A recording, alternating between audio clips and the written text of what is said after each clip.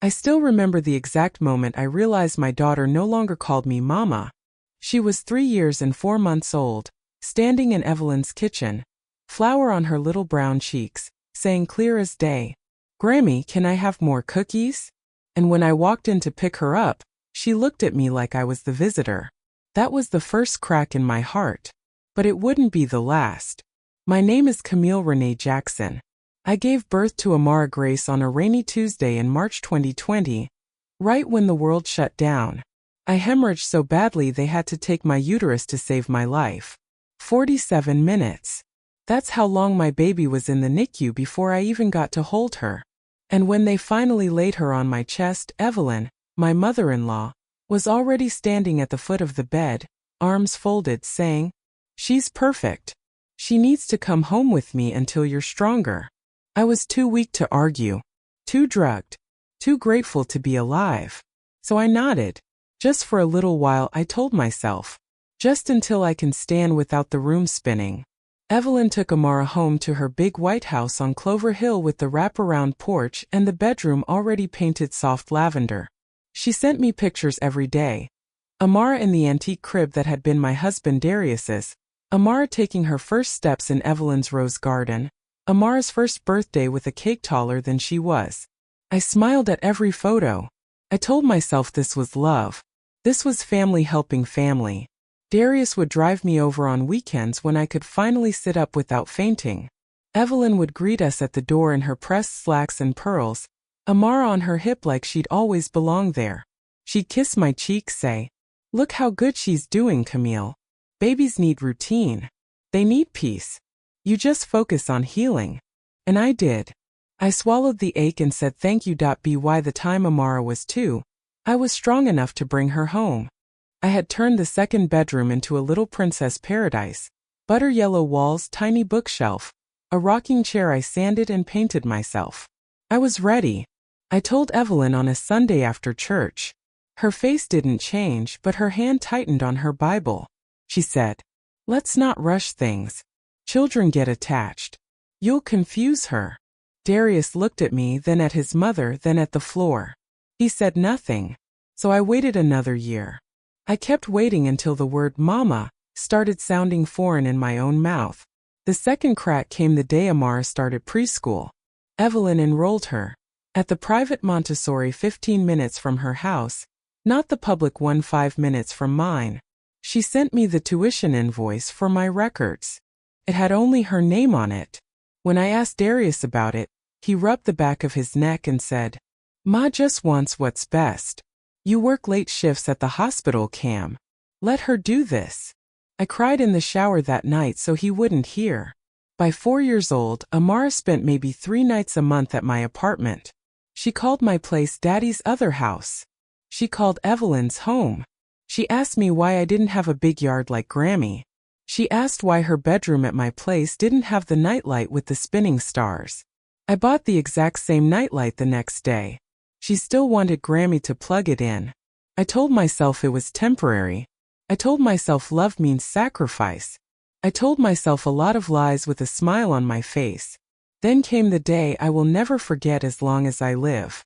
I had taken a rare day off to surprise Amara at preschool. I walked in with a cupcake and a balloon that said World's Best Girl. The teacher smiled, then looked confused. "She's not here today, Ms. Jackson. Mrs. Evelyn Jackson picked her up yesterday for a long weekend." I stood there holding that balloon while it slowly sank to the floor. That night I drove to Clover Hill unannounced. The porch light was on. Amara's laughter floated through the screen door. I walked in without knocking, something I hadn't done in years. Evelyn was at the kitchen island filling out forms. Stacks of papers. Legal papers. At the top of one page, in bold letters, "Petition for termination of parental rights and permanent guardianship." My name was listed as respondent. Amara's name was listed as the child to be permanently removed from my custody. Evelyn looked up, calm as Sunday morning. She said, "Camille, we need to talk." I stood frozen in Evelyn's kitchen doorway, the cupcake box still in my hand. The smell of her cinnamon apple pie filled the air like nothing was wrong. Amara was upstairs singing the Frozen song at the top of her lungs. little feet running back and forth. Evelyn didn't even stand up. She just slid the papers toward me like she was passing the butter. "Sit down, Camille. You're pale." I didn't sit. I opened the folder with shaking fingers. Page after page of lies. Affidavits saying I was emotionally unstable after the hysterectomy. A sworn statement from Evelyn's neighbor claiming she saw me drinking heavily in my car outside the preschool. I had been crying, not drunk.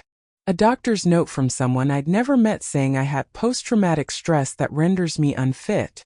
And the worst one, a letter supposedly written by Amara herself in purple crayon.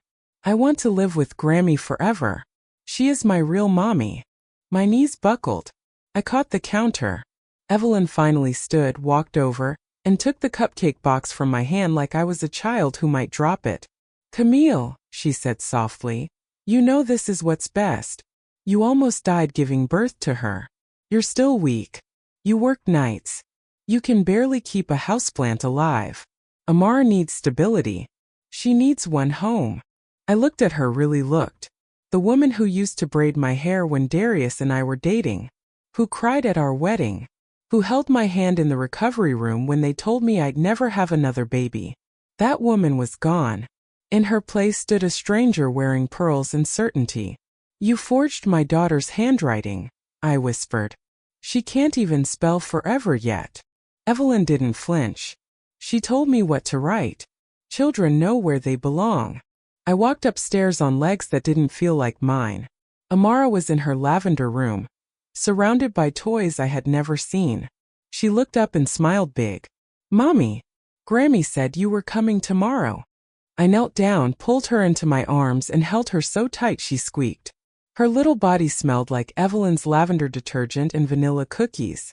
I kissed her forehead and said, "Baby, do you want to live with Grammy forever and ever?" She thought about it, twisting her curls. Then she shrugged. "I like it here. Grammy lets me have ice cream for breakfast sometimes."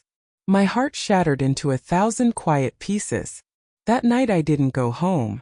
I sat in my car outside Evelyn's house until 3 a.m., watching the lights go off one by one. I cried until there was nothing left. Then I opened my phone and started recording every single thing she had ever sent me. Photos, videos, voice notes where she called herself Mama Evelyn. Screenshots of her telling people I was too sick to parent. I saved everything. The next morning I called in sick to work. I drove straight to the courthouse and pulled every document she had already filed. She had been planning this for 18 months. 18 months of smiling at me, hugging me, telling me I was doing so good. 18 months of building a paper trail that painted me as an unfit mother. I sat in the parking lot and called Darius. He answered on the third ring, voice thick with sleep. "Cam, it's early. Your mother is trying to take my daughter." Silence. "Then," she said, "you agreed to it. She said you wanted what was best for Amara." I laughed. "Came out ugly. She told you I agreed to give up my child?" Another long silence. Then the worst words he ever said to me. "Ma raised me alone after Dad left. She knows what she's doing." I hung up. I didn't scream. I didn't curse. I just hung up and started making phone calls. First to a lawyer, Ms. Regina Carter, recommended by a nurse friend. Regina answered on the second ring. I told her everything. She listened without interrupting once. When I finished, she said only 4 words. "We're getting her back." Second call was to my mama. She hadn't spoken to Evelyn in 2 years, not since Evelyn told her I was too weak-blooded to raise a Jackson child. Mama said, "I'm on the next flight." Third call was to Amara's pediatrician, therapist, preschool teacher, every single person who had ever seen me with my baby. I asked them to write letters. They did. Within a week I had 32 character references that painted a very different picture. Evelyn served me papers on a Thursday. The sheriff handed them to me at work. Termination of parental rights. Emergency hearing in 14 days. I didn't sleep for those 14 days. I fought with quiet fire. Regina's office smelled like lemon polish and righteous anger. She laid everything out on the table like a war map. Evelyn's filings, my evidence binder, the calendar with the hearing circled in red. "Camille," she said, leaning forward. "They're coming for blood. But they made one mistake." I raised my eyebrow. She smiled like a wolf. "They woke a mother up. We didn't just defend. We attacked. First move. Emergency countermotion for immediate return of Amara to my custody pending full hearing. Regina attached 27 sworn affidavits, pediatrician reports, preschool attendance records showing I had picked Amara up 68% of the time for the past year. Evelyn had lied about that too. The judge granted it the same day. Temporary order. Amara comes home to me that Friday. Evelyn has supervised visitation only. I will never forget pulling up to Clover Hill at 6 p.m. sharp with a sheriff's deputy in the passenger seat. Evelyn opened the door in her robe, face bare, eyes wild for the first time in her life. She tried to block the doorway. The deputy simply said, "Ma'am, step aside. Court order." Amara came running out with her little unicorn backpack already packed. Regina had warned me Evelyn might try to stall. She hugged my legs and whispered, "Mommy, are we going home now?" I picked her up and felt her little heart beating fast against mine. I said, "Yes, baby. We're going home." Evelyn reached for her. Amara hit her face in my neck. That was the moment Evelyn's mask finally cracked. She started crying real ugly tears, begging me not to take her baby. I looked her dead in the eyes and said, "She was never yours to keep." Second move, discovery. We subpoenaed everything. Bank records, text messages, emails, her phone. Turns out Evelyn had been telling people for 2 years that I was addicted to pain pills. After the hysterectomy, she had a private Facebook group called Prayers for Baby Amara, with 312 members. Every post painted me as a deadbeat mother who abandoned her child. Regina printed it all. 419 pages. Third move, the hearing. The courtroom was packed. Half the church sat on Evelyn's side. My mama, my cousins, my coworkers, and every nurse who had watched me fight for my life sat on mine. Evelyn walked in wearing Sunday best, pearls glowing, face serene like she was attending a tea party. She took the stand and cried beautiful tears about how she only wanted to protect the child from an unstable environment. Regina waited until the very end of cross-examination. Then she played the voicemail Evelyn had left me 6 months earlier. "Camille, if you ever try to take her full-time, I will bury you in court. I have the money, the time, and the love she needs. You don't." The judge's eyebrows went up so high they nearly touched her hairline. Gasps rippled through the room. Evelyn turned the color of spoiled milk.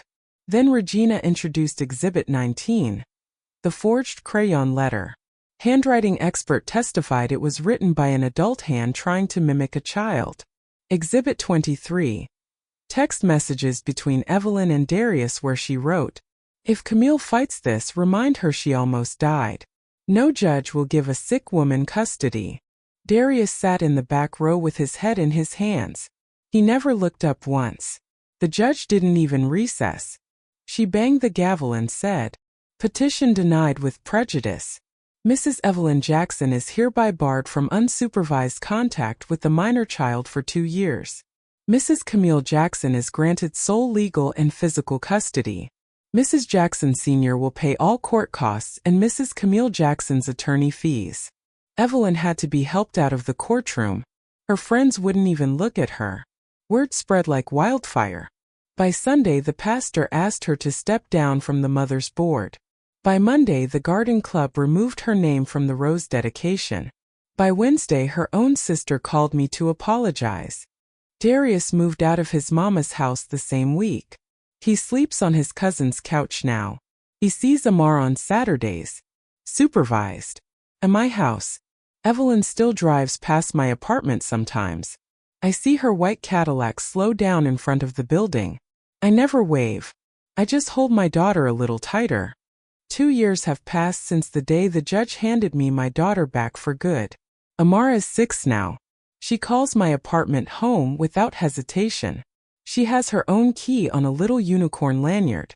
She still loves Grammy's cookies, but she asks me to bake them now, standing on a stool beside me, flower in her curls, singing whatever song she learned at school that week. Some nights she crawls into my bed after a bad dream and whispers, "Mommy, are you going away again?" I kiss her forehead and say, "Never ever, baby. Mommy's here for all the days." And I mean it with every cell in my body. Evelyn sees her once every 6 weeks, 2 hours at a time, in a supervised visitation room at the family center. She brings gifts wrapped too perfectly. Amara calls her Mrs. Evelyn now. The first time she said it, Evelyn cried so hard the supervisor had to end the visit early. I didn't smile. I didn't feel victory. I just felt tired, and sad for the little boy Darius must have been, growing up under that same need to be perfect for her. Darius and I are divorced. Quiet, clean, no drama. He signed whatever I asked. He still sends child support on the first of every month without fail. Sometimes he adds an extra $100 with a post-it that just says, "I'm sorry." I cash the check and throw the note away. Some apologies come too late to matter. I bought us a little blue house last year, 3 bedrooms, a porch swing, and a backyard big enough for a swing set and a vegetable garden. The first thing I did was paint Amara's room lavender, the exact shade Evelyn had used. Not to hurt her, but to prove a color doesn't belong to anyone. Love doesn't belong to anyone. It belongs to the person willing to stay when it's hard. I still work nights at the hospital sometimes, but I'm there every morning when Amara wakes up. I'm the one who braids her hair, who checks her homework, who kisses her scraped knees. I'm the one she runs to when she's scared, when she's proud, when she just needs to be held. And every single time she reaches for me, I thank God I lived long enough to be her mother again. Some of you are watching this right now with an empty place in your chest where your baby used to sleep. Some of you have been told you're not enough, too sick, too tired, too broken to raise your own child. Some of you have smiled while someone else tucked your baby in at night and called it help. I see you. I was you. Hear me clearly. No one gets to decide you're finished being a mother unless you lay down and let them. Not sickness. Not grief. Not money. Not family. Not even the person who helped you make that child. You fight with whatever you have left. You fight quiet if you have to. You fight loud if you have to. But you fight. Because the moment you stop fighting is the moment they win. And our babies deserve better than that. If you're in the middle of that fight right now, if you're crying in your car outside somebody else's house watching your child laugh through their window, if you're reading court papers that say you don't deserve your own baby, please hear this in your spirit. You are still their mother. Nothing on this earth can erase that. Not time. Not lies. Not money. Not even the law. Love like ours doesn't die quietly. It rises up, puts on its armor, and walks straight through fire to get back home. So take the next breath. Make the next phone call. Save the next text message. Show up to the next visit. File the next paper. Cry the next tear. And then wipe your face and do it again tomorrow. Because one day your baby is going to run into your arms and call you mama like it's the most natural thing in the world. And all the nights you thought you wouldn't make it will feel like a distant dream. Promise you. Promise you. The story is not over. So if you've ever had to fight for your own child, if you've ever had to prove you were still alive enough to love them, drop a red heart in the comments. Tell me you're still fighting. Tell me you're still here. And if this story touched something deep in you, subscribe. Because every week I'll be right here reminding you, as long as you're breathing, you are still their mother. And that, my loves, is the greatest victory of all. Thank you for listening. I'll see you in the next one.